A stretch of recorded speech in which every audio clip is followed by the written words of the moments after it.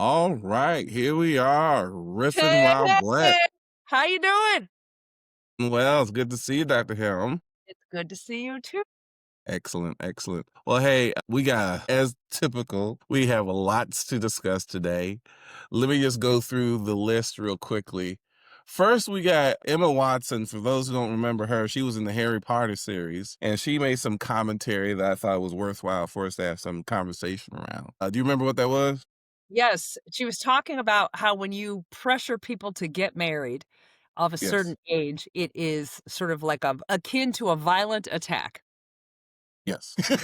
Yes. So I have some things to say about that for sure. Okay. And then we have men wanting to return to traditional roles. We saw some research that showed that a vast majority of men are wanting to return to traditional roles. We'll get to what that is, what is traditional. Then we have a video of, unfortunately, all black men. I'm gonna You need to go talk to your brothers. That's what you need to do. You need to get in just there and saying have all some kinds. conversations because maybe they need some counseling and you're trained. I am, but I don't know if I want to have that conversation. Anyhow. And then we're gonna spend a little time talking about our hair journey. And if anyone out there says, "What are you talking about, Kazike?" You can kick rocks. Because Dr. Prince had hair. I And still it got was hair. long at one point in time. Yes, Still got hair. We're gonna talk about that journey. And if you say I can't, then I got mean mugs for you. you can fully embrace the conversation with all of your hair experiences. And then lastly is our side eye.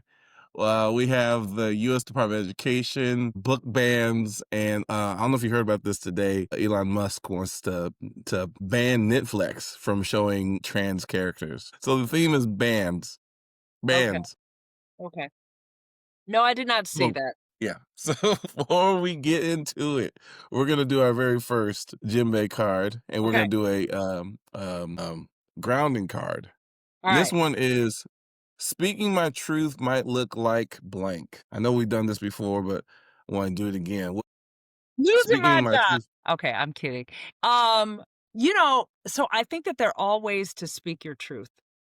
Right? You can speak it directly, you can speak it indirectly, you can speak it through art, you can speak it through creativity. So I'd like to think that I find creative ways on a daily basis to speak my truth. You know what? And that's a really great, I think, perspective, Dr. Hound, because speaking our truth doesn't necessarily mean going out there and, marching and doing things like we're doing today and just, lambasting the worst that's going on in the world. Sometimes it's just self expression, right? Mhm. It's telling the people that we care about how much we care about them and we love them. It's going out doing some art, maybe dancing. I do a dance thing like once a month and I sweat like a pig, about 5 miles worth of sweat Salsa? dancing. No, it's just old school, Okay. just out there. No You partner step dancing because you if we step do partner dancing, then we have to figure out who's in charge, and I don't want to deal with that. And so, yeah, speaking our truth looks so many different kinds of ways. So, thank you for the reminder. It's yeah. definitely so. Which ones we want to get into? Do we want to do Watson, the black men wanting traditional roles? I'll let you take the lead and decide. I have a Well, lot to let's say do about many of these things, so a lot, a lot. let's talk about men wanting to return to traditional roles. Now, we came across an article that suggested that when you look at this current population of people, Yeah, it was a so poll.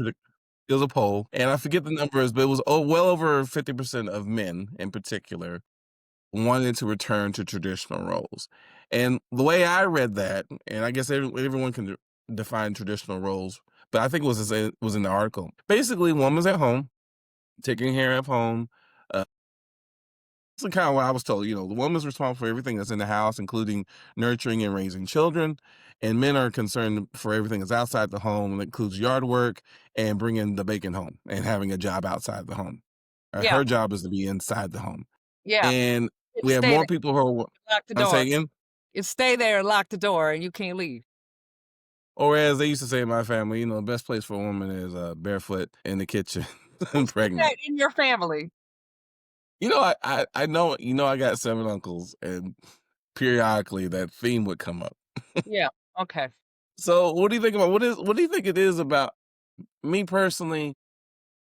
I was talking to my daughter a little bit about this. Now she's not home, she's not pregnant, she's not in the kitchen, or barefoot, but there was a part of her that really liked the idea of I think that we've talked about this a little bit before, where this whole masculine energy, feminine energy, wanting, I don't wanna have to take out the garbage.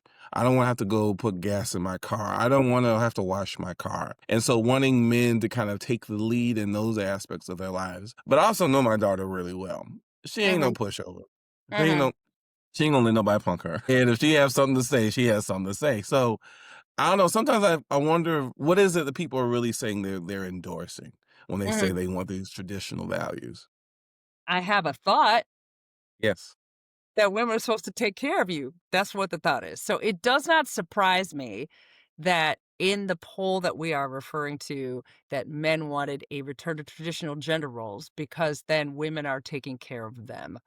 Right? However, right, research also shows that even women who work full time are still bear most of the responsibility for taking care of everything in the house. So here's what's interesting. I'm going to draw from my own research on working with couples and a book that I, helped to create and was a co-editor on black couples. And one of the things that we found is that, the research says even when people want, at least in the black community, traditional gender roles, it doesn't bear fruit because everything's so expensive these days that both people have to work. And so we may want to return to traditional gender roles, not me personally, but other people may want this, but sometimes it's just not realistic. Right. And I always wonder why we seem to create tasks by gender as opposed to by who's stronger in particular areas. So I think that, yeah, there's a want to men are struggling, at least according to research, struggling in school, college attainment is down, or young men. Young men, there are many young men, and I have significant empathy for this, are feeling lost and left behind, right? And so there's a contraction. Like if we just return to traditional gender roles, that reestablishes the status quo of who's on top and who's on the bottom. But I don't know if that's a model that's sustainable for most families. Yeah, and I think you're bringing up 2 points. One is the sustainability and the cultures that many of us live in, whether it be here in the States or other countries. The idea that you have a one income, 2 adults in the kind of running, just seems a bit unrealistic. But the other thing I think is critical here, this notion that somehow men are gonna fulfill this ideal of a provider and making all these decisions, and she's supposed to be kind of submissive to his will, and, God's, he's head of the house, I guess God is head, Jesus is head Very of the Ibsen, church, you said submissive. and it's a really unrealistic ideal because and there's been some people who've written about this, folks from economic perspective. The fact that men are supposed to do this, whether they're good at it or not, Yeah, it doesn't even get discussed. It's just you're supposed to do that stuff. yeah. You're supposed to make these decisions when you have a partner who oftentimes is hopefully is quite capable. This is my challenge. I think sometimes men will choose women who fulfill this ideal, and they get disappointed that she's not pulling her weight. Maybe she's cooking, maybe she's cleaning, but then you don't seem to be able to have a cogent conversation with them. There isn't a depth of connection. There isn't that kinda like, the deeper aspects of a relationship that people are looking for. So it's like you're almost talking out 2 sides of your neck. I want someone to take care of me, Mhm. but taking care of me can look like not just the cooking and cleaning, it's the conversation. It's being able to take you out in public and you ain't gonna act a fool, or you know how to hold a conversation and represent this household in a good way. It's a lot of things that I think sometimes gets missed in these conversations. Well, I also think that and I don't judge traditional gender roles for people who want it. So for couples Yes. who say that that's what they want, that's what you want. And as long as you find each other, that's okay. It doesn't work for everybody, number one. Two, in divorce. So, for married couples, if women have stayed at home in the divorce, they almost never financially catch up. Mm. Right. They never financially catch up. And so, you know, the desire to return to traditional gender roles, I'm just thinking, what is behind that? Is it realistic? Is it to establish women being on the bottom or lesser than men, right? What does that mean? And so I have questions, right? And what is wrong with the flip side of women who want to work and still contribute? And I guess it comes away with this. One, if that's what you want, be sure you find someone who wants the same thing as you. 2, recognize one model does not fit every single family, right? And 3, let people decide for themselves, right? If a woman wants to be working and she is not working, there's a level of unhappiness there. Just like if a guy wants to be working and he's not working, there's a level of unhappiness there. So it makes me a little, because I'm like, that's all. Well, and you make it again a really great point. The truth is it's being able to have the choice, right? And let's also acknowledge where you may start off in a relationship, and let's say Yeah. it's traditional, Yeah. doesn't mean it's going to last for the duration of your relationship. That you're gonna trade roles sometimes. Sometimes, I mean, there was a whole movie about this back in the day. I forgot what it was called. Was the guy who played Batman, where he was a stay at home dad, and his wife stopped being a homemaker, and I mean, this whole and I think that's always Mr. been the issue Mom, is there flexibility, Mr. Mom, huh? Mr. Mom, yes, you have yes. dated us so badly.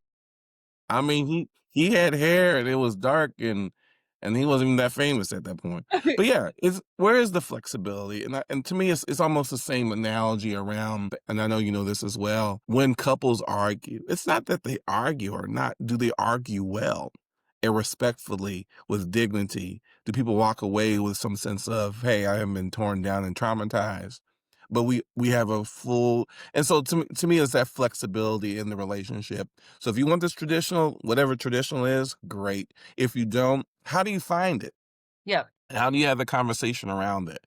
Because yeah, we talked about this last week. How many times people come in the room with these unsaid expectations, mind correct, reading about correct. what a relationship should look like, and then they're like, "Wait a minute, you ain't gonna take care of me. You're not gonna give me a coffee because I'm Well thirsty." well, and what happens when this is the ideal, let's say for some people, and you can't fulfill it because you need 2 people to work. So, it's 2 people who want traditional gender roles, I hope you find each other, that can work well. 2 people who don't find each other, I hope that works well. But there's a mismatch for some people who that's what they want, and yet because everything is so expensive, I have a heart attack every time I go to the grocery store, right? That both people need to work, and then we have a conflict between one's values and one's reality. So, this whole idea, right, of women being in the home and staying in the home and that being right as opposed to being a choice or what people want, that concerns me. That concerns me.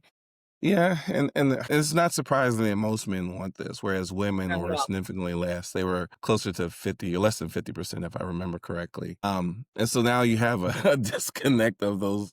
Right. Like, who are these fools? Oh, excuse me. Let's transition to Emma Watson. I think you Yeah. have a better grasp. So let's say more about her. So I think it's kind of related in some Yes. ways, right? So there was an article about Emma Watson, right? And she's 35, if I'm remembering correctly. And that people are, when she made the point that when you repeatedly expect or ask, women and probably men too, about getting married, like, "When are you gonna get married? When are you gonna get married? You're getting older. When are you gonna get married?" It's an assault, right? And I will say I absolutely agree, right? Because I'm somebody who got married later in life, I didn't find what I was looking for. When I finally did, I was on the older, spectrum. And people asking me, especially if it's like asking somebody when they're gonna have children, you don't know if they're struggling with infertility. I think it's a way to impose your expectations on someone and it makes people feel bad, especially when people are out of step with their peers. If they want to be married and all their peers are married and they're not, you can feel bad when people are steady asking you, when you gonna have kids? When are you gonna have kids? When are you gonna have kids? When are you gonna get married? Right? You're imposing your values and what you want to have happen, and we don't know. So, and we tend to do that. When y'all got married, when y'all gonna have kids? When y'all gonna have kids? I mean, it's funny you say that because when I was married for a number of years, a lot of people didn't know that we were actually having difficulty having Yeah, children. We are us too. off birth control, all the things. And so my mother was like, "So, when are you gonna give me some grandbabies?" And I finally came up with a response that kinda shut the conversation down. And she goes, "So baby, when you gonna have some when you gonna give me some grandbabies?" I say, "Hey mama, I'm practicing. And once I get my technique right, I'll let you know." And I bet your mom said, "Okay." That's a good response. That's a good response.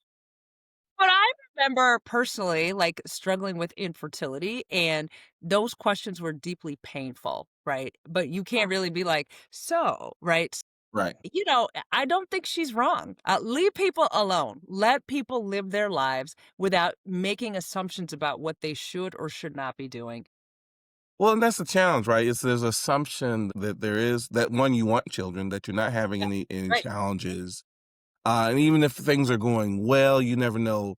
I know I have a friend who's had multiple miscarriages, very much wanted to have a child, and felt traumatized every time they had a Yep, miscarriage. yep, And I think that this conversation around having kids is a nice, I think, facsimile for the conversation around, when you're gonna get married, conversation, because the same kind of dynamics of finding the right person, or maybe I was dating, but things didn't work out, or maybe I was in a really bad relationship, and y'all think everything was great on the outside, but he or she was a motherfucker. And so you never know what's kinda going on to the and so exactly. it's like, and I guess if I were to have a solution, what's the solution is, I think, having a deeper conversation that other than, "Hey, when you gonna give me some kids? When you Or gonna get don't married?" Say, ask. Don't ask. Right? "Yeah, Don't impose what you think someone else should be doing on their lives. Don't ask. You could talk about lots of things, the sensitive issues. To your point about some people choose not to have children, perfectly acceptable choice. Lord knows don't have them if you don't want them, because woo, child. So perfectly acceptable choice. And then some people who maybe have struggled to have children and have had to let it go, it's traumatizing for them every time they're asked, right? So please stop asking people about their personal business and leave them alone. Leave them alone. Leave them alone.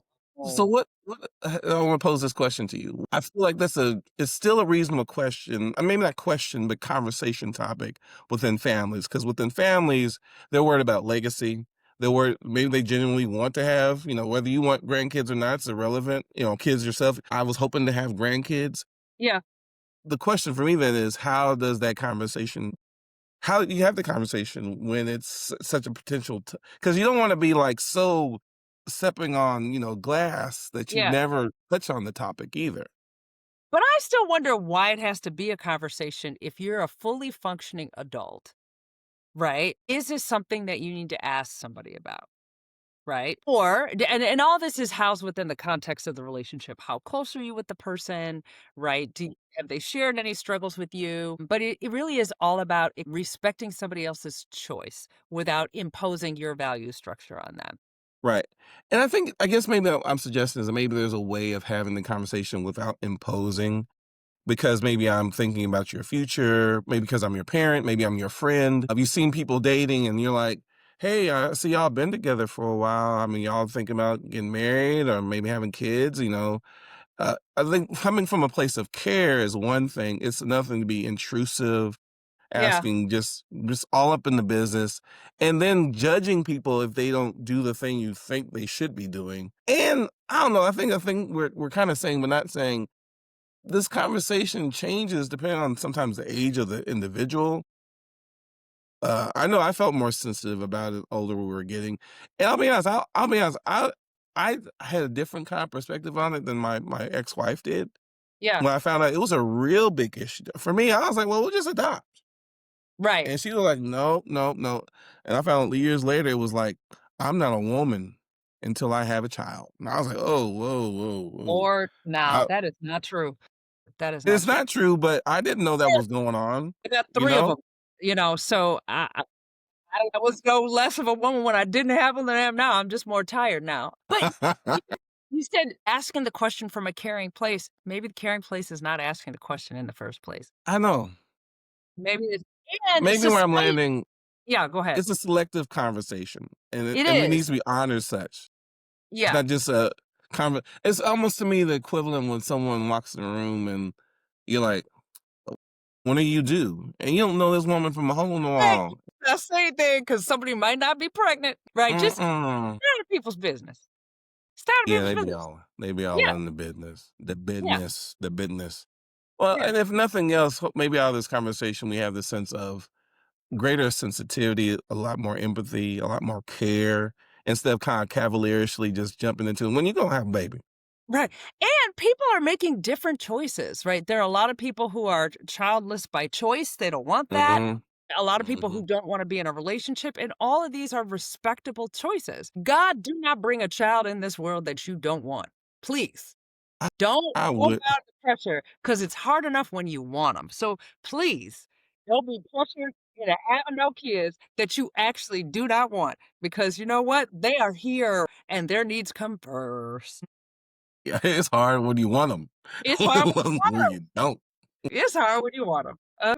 Ah, it's so tough, it is so tough. Yeah. I wanna do this other topic before we get to the last one about this video I wanna share. Talk about our hair journey. You know, this I mean, this is one of the things that's not This just is an so black. internal. This is such a Yeah. black topic. Well, yeah, it's black. I mean, I guess white and other folks have their own kind of conversation around their hair, but for those who don't know, haven't known me that long, but Miss Dr. Helm here has known me for a while. She knew me when I had locks, had them down my back about Yeah. so long on my shoulders, and for me, it was definitely a expression of sorts. Before that, I had froze, I had cornrows.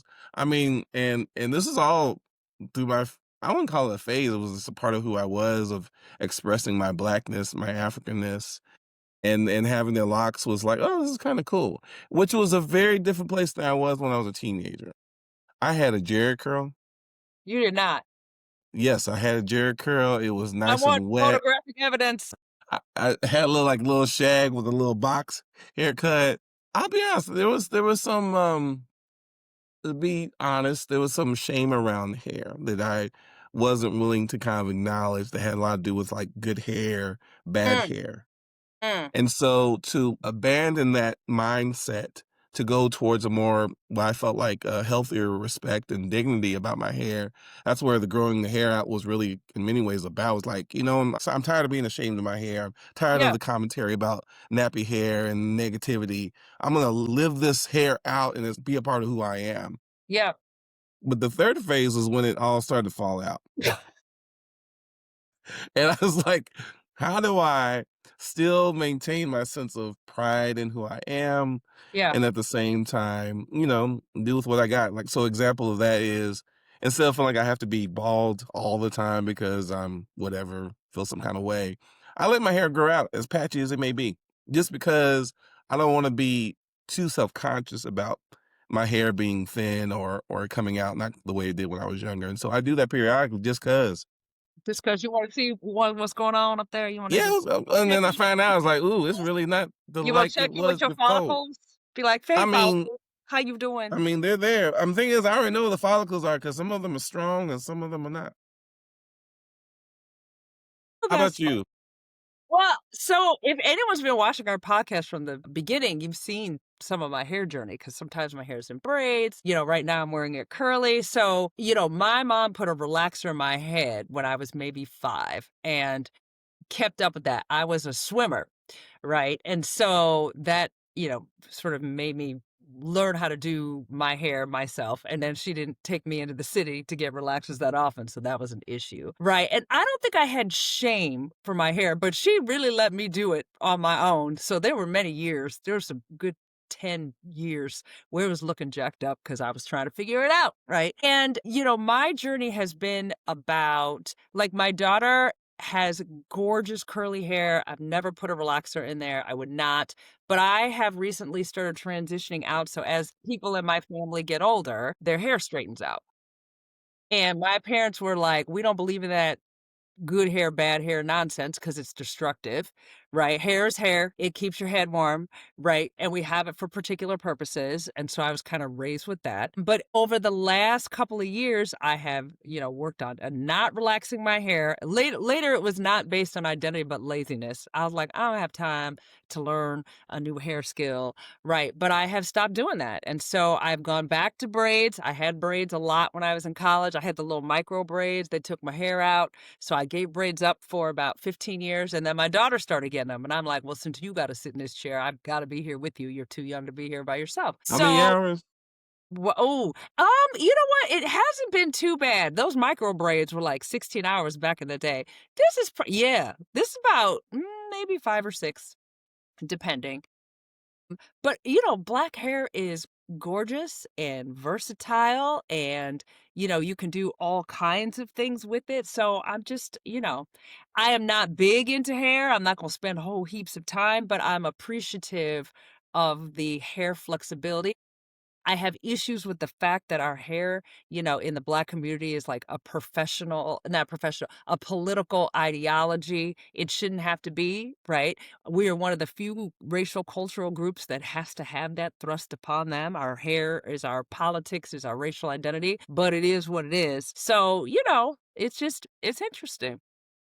It is interesting. I mean, I think about growing up back in the '70s. Everyone had a fro 'cause it was like part of being a black. Yeah. And then before that was wigs. And so, just as a culture, where there's been so many changes, I think where we've kind of landed today is you have Like the the hot comb flexibility. versus the chemicals. Like my grandmother, that hot comb that would burn your scalp, she'd put that mess on the stove in the '70s and just Well, then there's concern about some of the chemicals and how they may impact our health, it's bad. particularly but even some of the synthetic and even natural hair Yep. extensions, having some concern about that.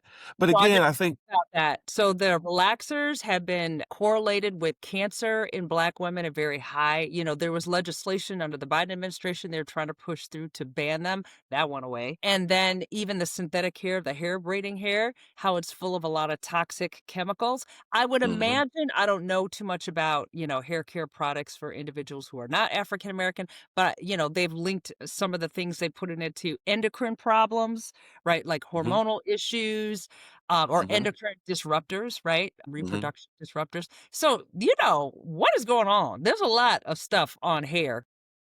It's a lot, and I think that's the challenge is that I think part of the problem we had is there was a lot of judgment about if you didn't have a certain kind of Yeah, hairstyle.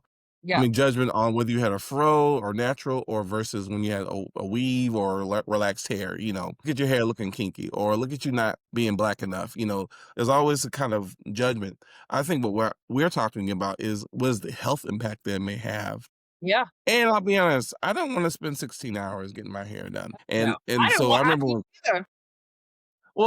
this thing I remember Chris Rock had that documentary, Good Hair. Yes, He was sitting in the barbershop with all those men talking about, one, you don't touch a black woman's hair. She's right. definitely not going swimming. And look at all the money we're spending on her getting her hair done. And there was actually some bitterness around that. The disconnection and the amount of money being spent on it. So there's a lot of energy and emotion that's Yeah, connected to our hair. yeah. Yeah, well, and some of that was thrust upon us too, right? Yes. So to get a Yes. job like, if you have a job interview, but take your braids out, right? Back in the Right. day, my mom actually said to me, "If you come home with braids, I am not letting you in the house." She told me that in college, so I came home with braids. I was like, "I'm come home with braids because you're not gonna tell me what I'm gonna do with my hair." But I didn't say that. I just came home with the braids. You just did it, I right? just did. Of course I did, and she just rolled her eyes. Yeah, I'm like, okay.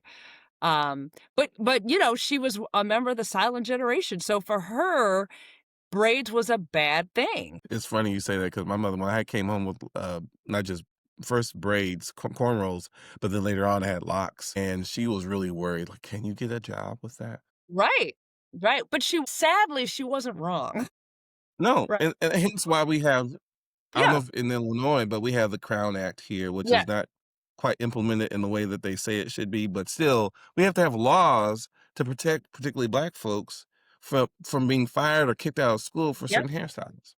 Well, and there were, stories of teachers cutting black children's hair, right? Or, which oh my gosh, right? Touching someone's child to cut their hair, right? Or not being able to have certain hairstyles like locks if you're a boy, like your hair has to be a certain length, and, this is severely problematic. It's severely problematic. It is not embracing of Black culture at all, not a surprise, right? But once again, leave somebody's hair alone, not your business. That's Well, the and thing, now not your it business.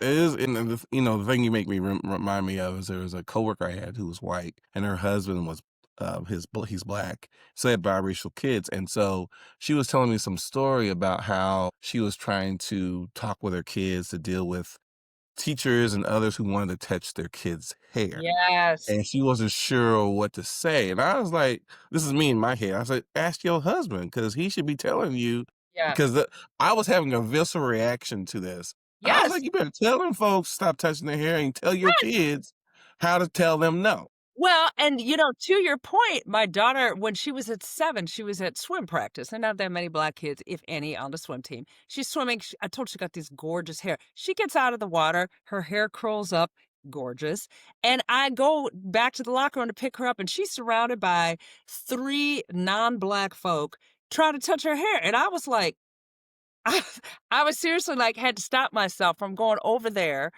Right, my daughter's always been pretty assertive, but I thought to myself, "Leave her alone. Don't touch her hair. Don't touch her hair. You don't just get to come up to somebody and touch her hair." "Well, they're only children." I get it, but that's still somebody else's head. That's my child. Yeah, and we no. And I don't know, I just remember having such a visceral reaction to her, not knowing what to do, and I was like, "Okay, I get it. You're white. You know, maybe you haven't dealt with this." But I was more annoyed that her husband didn't seem to assert this position. I was just like, "Okay, I know And you everyone's know a what little it is? different." It's because I'm gonna guess for most men, and black men in particular, most people don't ask to touch their hair. This might be more of a woman thing. Now, a lot of black men who have locks, it's true, but it's mostly a women thing. And so he may not even, if he's wearing his hair short, he may not even think it's a thing. That's a better explanation because I was gonna call him Uncle Tom, but anyhow. You're so bad. We don't know that. But in my head, I was like, "Why don't you know? And if you don't know, go ask somebody." I was annoyed. I'm just Yeah, thinking you're about it, so getting good. pissed off. Yeah, yeah, but, I mean, so I don't know this man, so I'm not defending him, but, if no one's asking to touch his hair, it's, something that happens to other people that you may have heard Yes, about, but when it yes, happens to your own children, you have to give them the skills to be able to yes. advocate for themselves, right? And so when I saw my 7-year-old, and I thought to myself, "Imma watch and see what happens, but if you touch her hair Mhm, again, Imma go over there and have a mhm. conversation." About it. And even, like, the woman who carpooled, she said, "This is not the first time it happened." I was like, See, I'm still having a visceral reaction. Yeah, I'm gonna whoop somebody. well, I think it brings us to our we need a card, but our side Yes. eye. Yeah, we're not gonna be able to get to the black men that we wanna talk about today to show a video Oh, because we we're ran not? out of time for that. No, but Okay, we do have side eyes. Well, okay. maybe we can mention them briefly, but That I could do be a wanna do a side eye card. too. Yeah, okay. Yeah. So this is our engagement card. This one is, "My best volunteer experience was blank. My best volunteer experience was blank." You wanna go or Do you you have want me one to to go? share? You go first. So I have a couple. One, I'm a member of a sorority, which we've talked about before, Delta Sigma Theta Sorority Incorporated, and I did a lot of volunteering through them. And I used to work with the Delteens when I lived in Chicago instead of outside of Chicago like I did now. And I really enjoyed that. It was a lot of hard work, but I really enjoyed that. And then recently, my daughter and I volunteered at the shelter. And even though we didn't get to like walk the dogs and that stuff, which I was hoping to do, we felt like we were making a difference. We were doing laundry, and it was just nice to be a part of a volunteer community to help. Yeah. That's great. Well, I think you know I serve on a number of boards. I used to be on the Habitat for Humanity, on the founding board for ATX, which is a nonprofit that focuses on affordable housing, quality education, and economic development. And so one of the things I remember doing a good amount of volunteering for was hands on um, Habitat for Housing when I lived in Atlanta because we would go out and help different communities landscape, build homes, all kinds of stuff. And I always enjoyed that because it was good to connect with other people who were interested in helping out. But I got one of the best workouts digging this trench one time, and I came out like, "Ooh, that was a good little work." My back hurt, but it felt so good. But one of my favorite volunteer opportunities was when I was younger. My mother had me come out to the community out in Dallas to volunteer to teach kids art, particularly calligraphy. And I was voluntold, but it was It was still fun. ended up being fun. But again, those are the kinds of things that my mother would kind of encourage me to be a part of, but all things I'm kind of involved with to this day. So those are kind of my. Volunteering is good for the soul. It's good for It the is, soul. and it doesn't Yeah, have to be. I think I used to worry about being kind of patronizing in some ways, but when you go out to a community and it's something that they're asking for versus yeah, something that's being imposed on them, yeah, yeah, it feels like you're working with them versus, yeah. otherwise. Well, hey, let's get to the side eye, and I think Okay. the theme is bands. And I'll go through them real quickly. The first one is this came out apparently from Elon Musk, where he's saying they should ban Netflix until they get rid of all their trans characters for children and adults. So they're basically encouraging people to basically get rid of their Netflix and membership. And then another one is finding out that Texas, Florida, and Tennessee make up 80% of book bans Mhm, across the country mhm, and with some other states, but they're banning all kinds of stuff that you and I grew up on, Catcher in the Rye, all kinds of yeah, stuff. And yeah, then today, University of Texas and 8 other universities across the country received a letter from the Department of Education saying they need to sign this compact if they want to be considered for any additional resources, mhm, including declaring that there's only 2 genders, freezing their tuition at the current levels, which some people might actually enjoy. But then there's all these other conditions they're putting on basically to control these universities. mhm, And this is after they said they were going to get rid of the Department of Education. mhm, Now they're trying to put all these, little strings that they're going to put connected to this. This just seems a little crazy. I don't know. mhm. What do you think? Because I got a major side eye for that. Yeah, I have major side eye, so here it is. I am never a fan of banning knowledge. Right? Even when it's something that I don't agree with, right? I am the daughter of teachers, right? And when you ban history and knowledge, we can't learn from it. And we have rapidly become a place where we don't know how to talk to people we don't agree with. And you're book banning is banning perspectives and knowledge. Even, and some of the books, maybe I like some of those books, maybe I don't, but you are actively shaping what people read and how they, take in information. And it's scary, right? And we're supposed to have free speech and it is clearly under threat, right? And this ties in with, if you teach what we want you to teach the way you want to teach it, we'll give you funding. And I think it's terrifying and it's a disturbing trend. Right, I even wanted to make sure that they're not able to engage in respectful discourse, and I think that that is the most tragic thing of all. I just want to make sure to cover the things that are being demanded to get this money. One, there's a cap on international student enrollment. So there's that. Then there's recognizing 2 genders, which I mentioned, the freeze on tuition for 5 years, and then protecting conservative speech, as if it wasn't already being protected. But this move to cap the number of international students just seems bonkers because the whole point of bringing in the international students, one is to bring some of that talent from abroad here, because a good majority of those folks were helping our businesses to thrive and build, and they were starting small businesses and paying taxes, Yep, and also brought some diversity to our new community. ideas and that, scientists and, I mean, how quickly we have become anti-immigrant, and anti anyone who doesn't think like we think, and again, it makes me so it's disturbing to me. It's disturbing to me. It So we was can it's give you this disturbing. money, but you gotta do exactly what you want when we want you to do it, which kills critical thinking and free thought. Well, the premise has always been is if you're gonna make a policy, it's not gonna be based off of v some issue that you're trying to solve for. All this seems to be focused on is the idea that immigrants are taking Americans' jobs, particularly white people's jobs, right?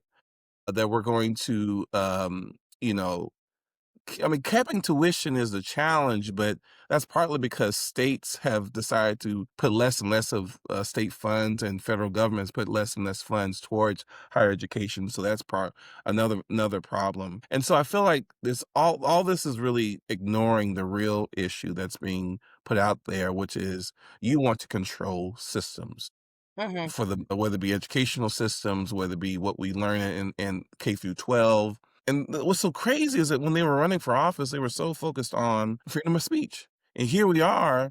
not getting freedom of speech, and they're Well, I mean, it actually depends on who's tailing it. speaking, right? It depends on who's speaking. It just again, right, I think it respectful discourse with people you don't disagree with is not a skill that's being cultivated at all, and I think it's gonna set us up and our children up for bad things to come, right? When you are banning knowledge, right, we're supposed to be able allowed to read things and think of them critically and disagree with what we're reading and have respectful discourse, but that's not happening.